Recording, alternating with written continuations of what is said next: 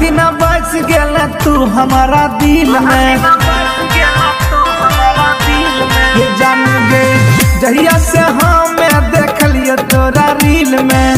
वह दिन बस गेल तू हमारा दिल में नैना से नैना हम चार करबो देखे गुलाब इजहार करबो के प्यार करबो प्यार करबो गोदी में बैठा के तोरा प्यार करबो के प्यार करबो प्यार करबो गोदी में बैठा के तोरा प्यार करबो डीजे मनीष रक्सौल।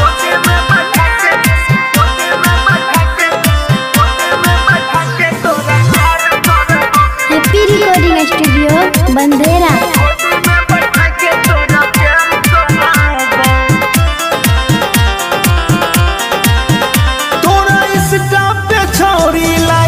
कैलियो देखी मोहनी मूर्तिया बहाक गेलियो तोरा बिना ने लागे छै जान सुन मनवा नगे दिन रात देखै छियै हाँ तोरे सपनवा नगे मामला ई पूरा यार पर करबो दिल नाही बेकरार करबो हेगे प्यार करबो हेगे प्यार करबो गोदी में बैठा के तोरा प्यार करबो हेगे प्यार करबो प्यार करबो गोदी में बैठा के तोरा प्यार करबो डीजे मनीष रक्सौल।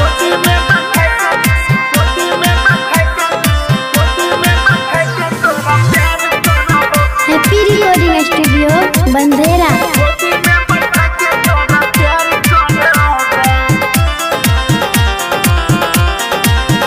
लगतो नहीं एको टाका दहेज छौरी भागा के करी लेबो मैरेज छौरी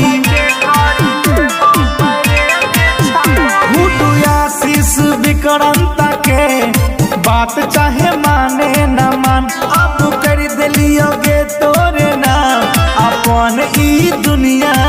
जहान चुपके से हमें दीदार करबो लव वाला नैया हमें पार करबो हेगे प्यार करबो